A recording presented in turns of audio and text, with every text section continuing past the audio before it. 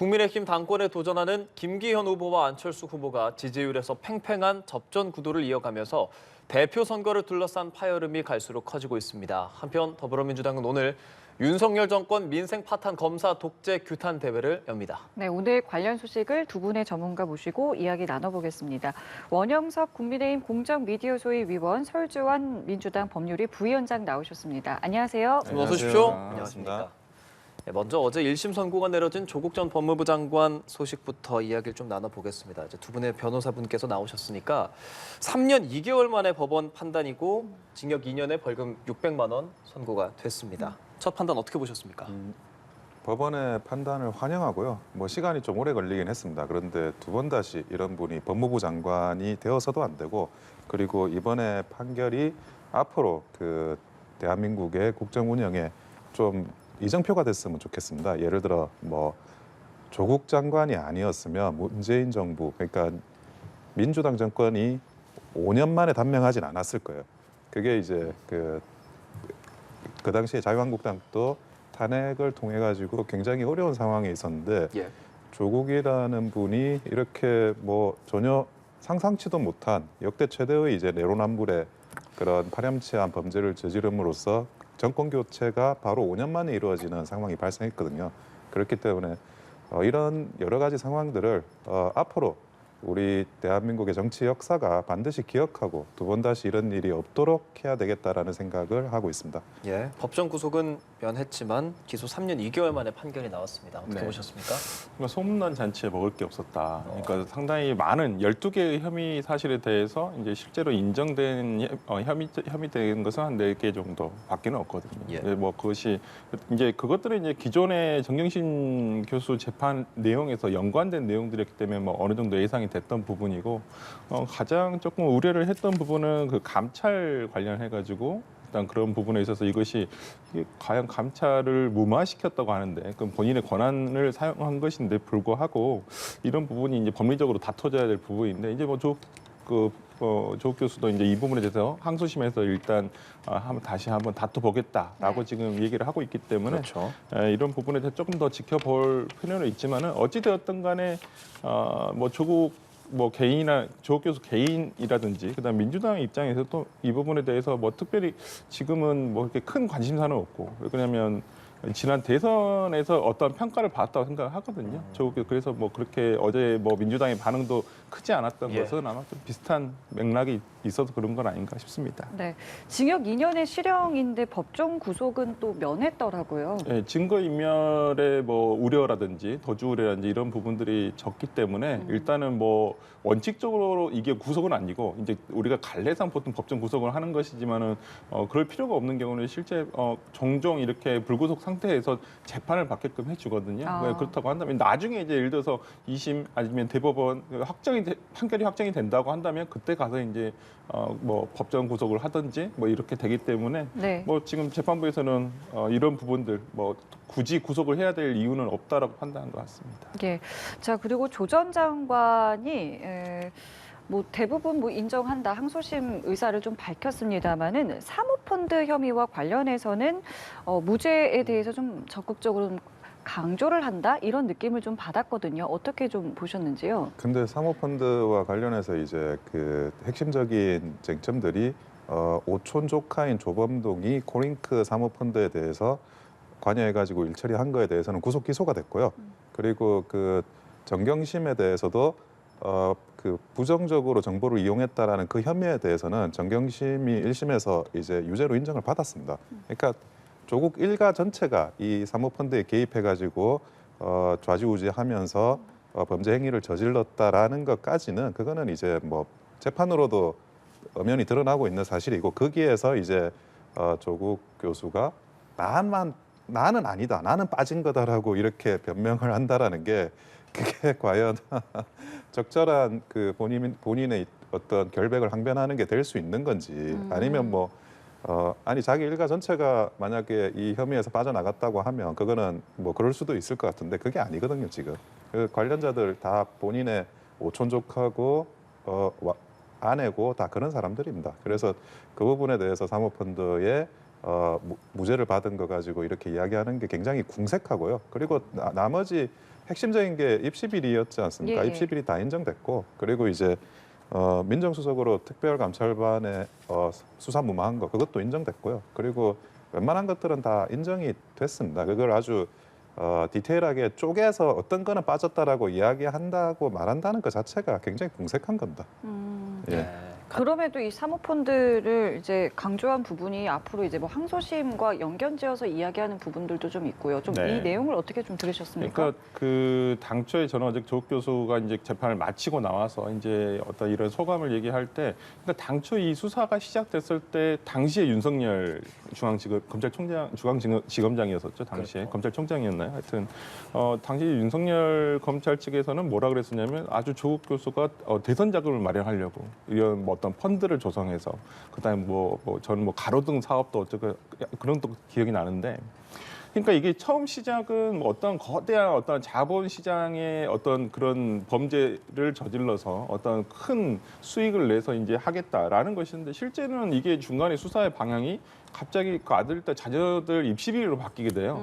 예, 이런 부분에 있어서 그것도 이제 뭐 예를 들어서 지금 문제가 되고 있는 것은 어디 참석을 했는데 한 것이 사실이냐 아니냐, 뭐 예를 들어서 뭘 그런 부분이기 때문에, 그러니까 조국 교수 쪽에서는 느끼기에는 아니 처음에는 이렇게 뭐 거대한 무슨 중범죄자인 것처럼 했지만은 뭐 결국 나와서 보니까 그 뭐 대부분의 입시 비리에 관련된 거 하나는 직무에 대한 내용인데 이것이 과연 온당한지, 그리고 실제 이렇게 한 사람에 대해서 여러 가지 물론 뭐 죄를 저질렀으면 벌을 받는 건 당연합니다. 그리고 많은 죄를 저질렀으면 그 부분에 다 수사가 돼야 되는 건 정확한데, 이렇게 12개의 혐의를 가지고 어떤 재판을 한다는 것도 그렇게 뭐 흔한 것은 아니거든요. 그렇다고 한다면 조국 교수에 대한 어떤 수사의 형평성이라든지 적정성이 과연 그것이 뭐 되돌아봤을 때 맞았는지, 이런 부분에 대해서 이제 조국 교수는 얘기를 하고 있는 것 지금 같습니다. 12개 정도 혐의가 있고 그중에서 8, 9개 정도가 무죄가 판결이 났고 몇몇 부분은 유죄가 났는데, 그러니까 소문난 잔치에 먹을 거 없다고 말씀해 주시고 민주당이 몰락을 불러온 사건, 그러니까 똑같은 결과를 가지고 두 분께서 말씀을 하시잖아요. 그래서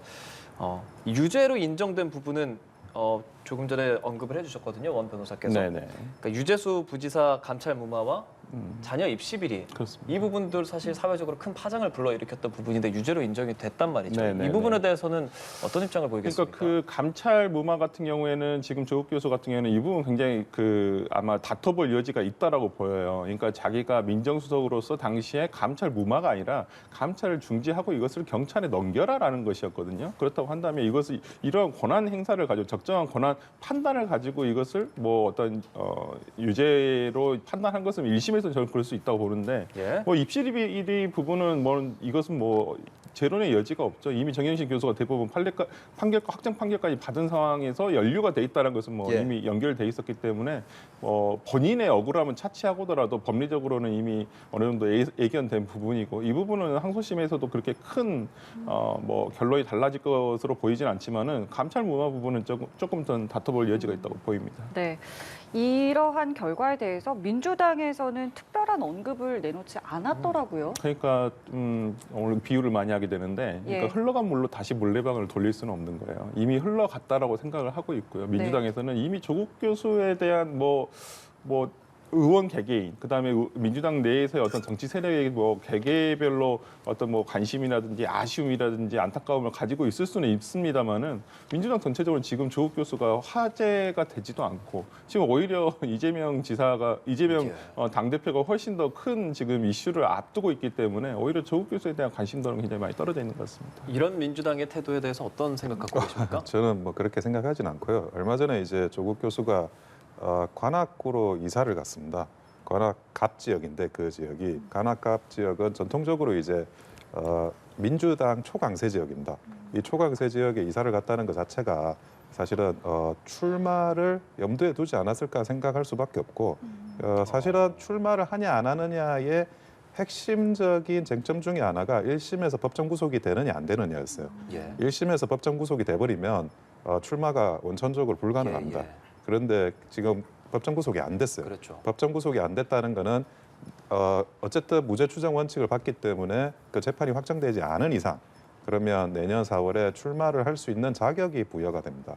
그러면 만약에 출마를 하면 총선에서 이제 그 당선이 돼서 원내 입성을 하고 원내 입성해서 다시 지금 이제 4년 뒤에 있을 대선에 어떤 후보자로서의 여론을 형성해 나간다면 굉장히 그 조국을 중심으로 한 구심력이 발휘될 수 있고요. 근데 그러면 아니 어떻게 이렇게 입시비리도 저지르고 이렇게 나쁜 짓을 많이 한 사람이 대통령 후보가 될 수 있느냐?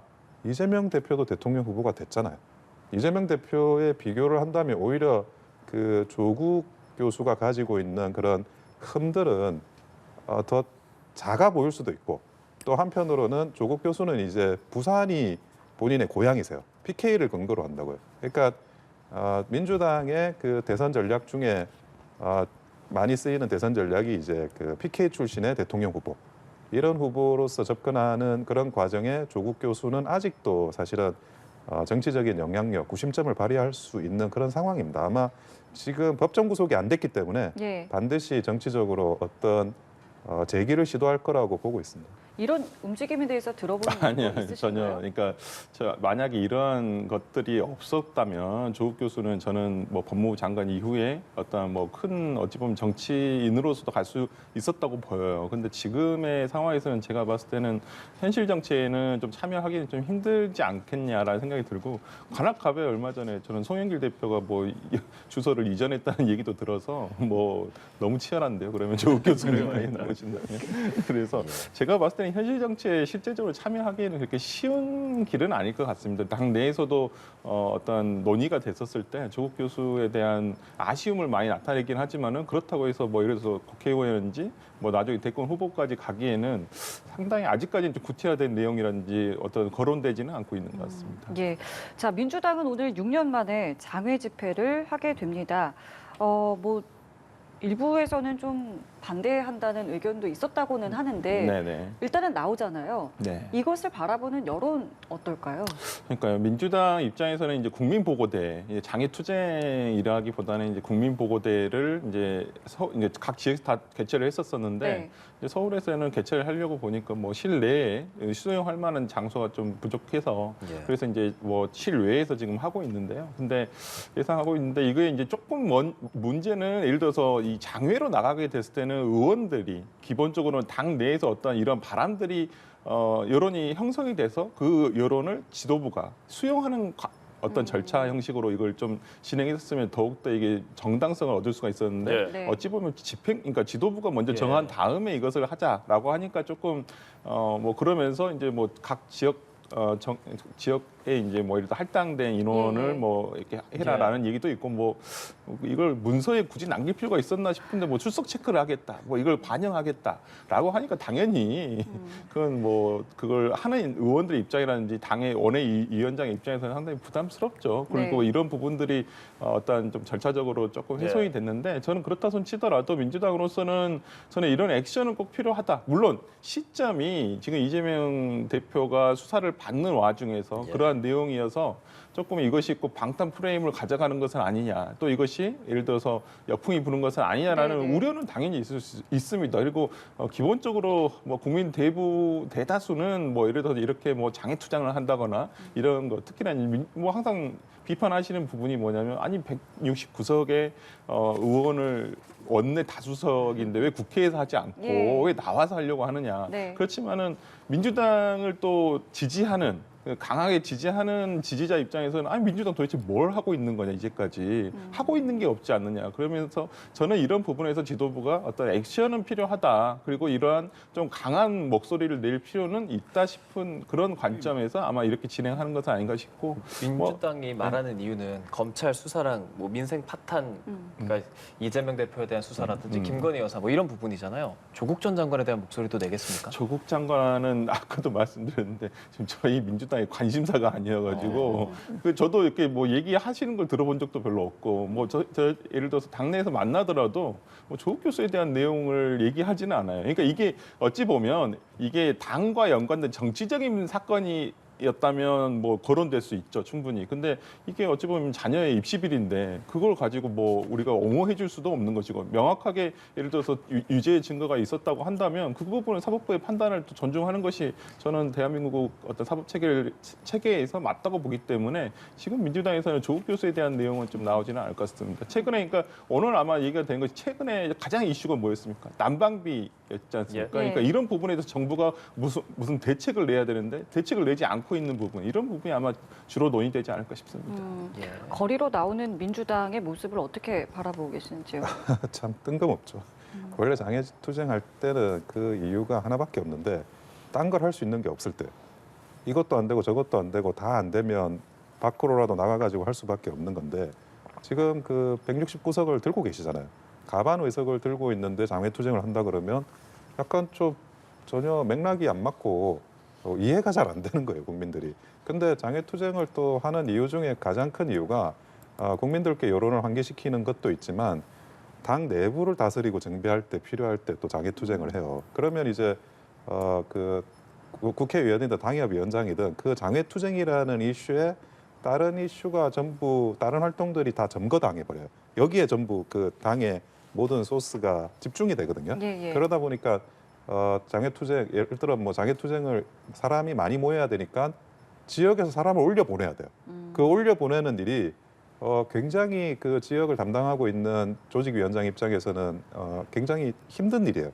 그런 힘든 일들을 어쨌든 할 수밖에 없고, 그러면 다른데 어떻게 할 수 있는, 뭐 다른 생각을 할 수 있는, 다른 정치적인 어떤 걸 도모할 수 있는 시간적이고 물리적인 여유가 없어집니다. 그래서 이 문제가 이제 그 장애투쟁을 사실 그 내부에서 조직위원장급은 좋아하진 않아요. 그래도 이제 필요하다면 할 수밖에 없죠. 왜? 그러면 너희들은 뭐 하냐?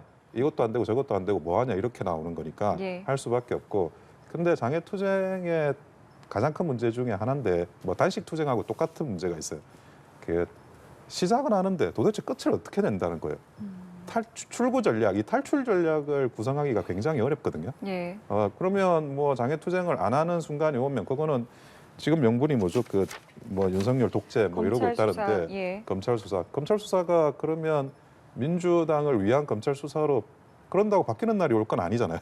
그러면 어떻게 빠져나간다는 거예요? 이 장애투쟁을 언제 그만두고? 그러니까 그 그만두는 시점을 설정하기가 굉장히 어려워요. 그런 면에서 예. 이제 많은 분들이 내부에서는 반대를 할 수밖에 없을 거라고 생각하고 있습니다. 예. 알겠습니다. 이번에는 저희 국민의힘 전당대회 이야기 좀 해보겠습니다. 김기현, 안철수 의원의 신경전이 좀 사그라들까 싶었어요. 왜냐하면 어제 안철수 의원이 뭐 기자회견까지 하면서 했는데 이게 지금 보니까 더 번지고 있는 모양새거든요. 지금의 상황 어떻게 보고 계십니까? 이번에는 제가 그 김기현 의원의 참모로서 할 말씀 드리자면, 예. 그 캠페인을 일단 좀 정상화시키셔야 될 필요가 있는 것 같아요. 안철수 의원이요. 아니요, 김기현 의원. 김기현 김기현 의원. 의원의 참모로서 말씀드리자면, 예. 아. 지금 이제 그 남진, 김연경 그 사건도 있었는데, 예. 그게 사실 여부가 중요한 게 아니고, 보수당에서 이미 연예인 마케팅을 쓰지 않은 지가 굉장히 오래됐습니다. 그 연예인 마케팅을 쓰면 반드시 사실상 김기현 의원의 말이 100% 맞다고 하더라도 뒤늦게 이제 그런 어떤 팬들이나 반대하는 사람들의 예. 여론을 받아가지고 다시 그 연예인이 곤란한 상황에 빠지는 상황이 그게 발생을 해요. 지금 이제 지금 이렇게까지 유명해지지 않았던 그 시절에도 탄핵 이후에는 계속 이런 문제가 반복적으로 있었습니다. 사실 저희도 장애 집회를 했잖아요. 그때 노래를 아예 틀지를 못했어요. 저작권자들이 자기 노래를 자유한국당의 장애 집회에서 트는 것을 반대하기 때문에 예, 예. 거기에 대해서 민원을 받으니까, 그래서 어쩔 수 없이 자유결정가라는 집회가를 만들 수밖에 없었던 거고, 그리고 서울대 학생으로 이루어진 중창단을 이렇게 섭외를 했다가 그 학생들이 굉장히 곤란한 상황에도 빠지고, 그러니까 연예인 마케팅은 보수당에서 하면 안 돼요. 근데 네. 그런 마케팅을 끌어들였다는 게 조금 이제 캠페인에 문제가 있는 건데, 두 번째는 이제 그것뿐만이 아니라 지금 현재 이제 대통령의 이제 핵심 실세 그룹, 예. 이분들이 이제 안철수 대표를 공격하는데 예. 한번 생각해 보시자고. 왜 그러면 그 전에 이제 그 김장연대를 하다가 연포탕으로 바꿨는지, 그 장제원 의원으로 표상되는 핵심 실세 그룹이 나서면 표가 떨어질 거라고 생각을 해서 뒤로 빠진 거예요. 그러면 그거하고 바뀐 게 뭐가 있죠? 아마 최근에 이제 한두 개 정도 여론조사가 굉장히 안철수 의원 쪽에 잘 나온 게 있고 예. 반대로 이제 김기현 의원 쪽에 불리하게 나온 게 있었는데 그런 여론조사가 튀는 그런 결과물들은 선거를 길게 치르다 보면 한두 건 정도 발생할 수 있습니다. 그러면 그 본질이 바뀌었냐? 그러면 대통령께서 생각하는 대통령이 미는 후보가 누군지, 대통령 미는 후보의 반대쪽에 있는 사람이 누군지를 지금 당원들이 어느 정도 다 공유를 가지고 있거든요. 네. 그러니까 컴퓨터 OMR 카드의 번호에다가 컴퓨터용 수성 사인펜으로 짙게 수없이 칠한다고 해서 정답이 더 세게 되는 게 아니잖아요. 그러니까 그 전에하고 이제 본질적으로 달라진 게 없는데 지금 여론조사 한두 개 나온 거 보고 발끈하고 급발진을 해버린 거예요. 그러면 그렇게 되면 그 안철수 대표한테 가 있던 그 표도 견고한 표가 아닌데 그 표가 점점 견고한 표, 그러니까 나경원 의원에 대한 동정심으로 튕겨져 나갔던 표들이 안철수 의원에 대한 동정심을 가지는 표, 그리고 이제 어찌 보면 그 대통령 실세 그룹에 대한 반대쪽의 감정까지 결합해가지고 더 견고해진다고요. 예. 그러니까 이제 그 원래 좀 정상적으로 생각을 하고 있었던 그 캠페인으로 좀 돌아가실 필요가 있을 것 같습니다. 예. 설 부위원장님은 지금의 모습을 어떻게 보고 계시는지요? 지금 안철수 의원이나 김기현 의원 한마디로 그거예요. 밥 먹었냐 안 먹었냐의 논란이에요. 대통령과 식사했냐 안 했냐. 지금 그걸로 지금 뭐 나는 윤심이다라고 지금 얘기를 하고 있는데, 네. 그러니까 저도 지금 김기현 대표 측이 저는 좀 한계를 드러내는 것은 아닌가 지금. 그러니까 김기현이라는 어떤 브랜드에 뭐가 이제 자체 브랜드가 있어요. 이렇게 마케팅, 그다음에 이렇게 뭐 오픈 행사 이런 걸 잘 성대하게 치러주고 뭐 지원도 전폭적으로 해주고 있는데, 근데 이 제품이 좋다 이런 이제 당원들이 이걸 느끼게끔 해줘야 되는데, 지금 어쩌면 김기현 대표가 내놓고 있는 것은 뭐 예를 들어 나경원 전 의원 찾아가서 다시 한번 잘해보자. 그러니까 어디에 기대려고만 한다는 것이거든요. 본인이 당을 위해서 당 대표가 되면 뭘 하겠다라는 어떤 이런 것들 조금 더 큰 목소리를 내야 되고 이걸 더 강조를 해줘야 되는데, 네. 어떤 사람의 힘을 얻어서 어떤 사람의 누군가에 기대서 이런 건 저는 그게 한계를 지금 드러내고 있는 상황이 지금의 여론조사의 결과라고 저는 생각을 하고, 그렇기 때문에 그리고 이번 주가 지나서 다음 주 컷오프 될 때까지 이제 새로운 세력이 또 있지 않습니까? 예. 또 그런 세력에 천하람 네. 위원장이 얼마만큼의 또 득표 지지율이 나오는지, 네. 저는 이런 부분들이 상당히 앞으로 좀 변수가 되지 않을까 싶습니다. 예, 변수 얘기해 주셨는데 지금 친 이준석계 인원들의 출마가 이어지고 있습니다. 뭐 천하람 위원장도 그렇고 김용태 전 최고위원, 허은하 의원 등 이준석 전 대표의 목소리가 전당대회에 미치는, 앞으로 국민의힘에 미치는 영향에 대한 보도 분석들이 많이 나오고 있는데요. 어떻게 보십니까? 어떤 이유를 들더라도 이제 젊은 분들이 선거를 나오시는 거는 저는 대환영입니다. 그분들이 이제 자기 목소리 내고, 그리고 뭐 표를 뭐 어느 정도 받는지는 그거는 변론으로 하고, 그 목소리는 반드시 남게 되거든요. 그래서 기본적으로 이제 출마를 하신다는 건 대환영하고 있고요. 그리고 두 번째는 이 현상은 이제 그 유승민 의원의 불출마가 만들어낸 이 파급 효과거든요. 원래는 사실 유승민 의원이 출마를 해서 유승민 의원이 싸워주는 게 그 이준석계든 뭐 유승민계든 아니면 그쪽 분들이 네. 가장 이제 베스트라고 생각할 수 있는 사안이었어요. 그런데 유승민 의원이 불출마를 해버리니까 여기서부터 진공이 발생하는 겁니다. 그러면 뭐 누구라도 사실은 한번 나가서 어떤 식으로든 우리가 살아있고 목소리를 내야 된다라는 생각을 하게 되거든요. 그런데 유승민 의원이 불출마를 한 거는 좀 아쉬운데, 아마 자기가 나가서 잃어버릴 것도 있다라고 생각을 한 것 같아요. 근데 예를 들어 뭐 천하람 씨든 아니면 이제 그 허은하 의원이든 젊은 분들은 그렇게 예. 또 잃어버릴 건 없어요. 그러니까 한번 나가셔가지고 본인들의 목소리를 내고, 또 거기에 대해서 뭐 어떤 평가나 표를 받는 거 그 자체는 뭐 굉장히 권장할 만합니다. 알겠습니다. 저 오늘 두 분 말씀은 여기서 마무리 짓겠습니다. 지금까지 원영석 국민의힘 공정미디어소위 위원, 설주환 민주당 법률위 부위원장과 함께했습니다. 고맙습니다. 고맙습니다.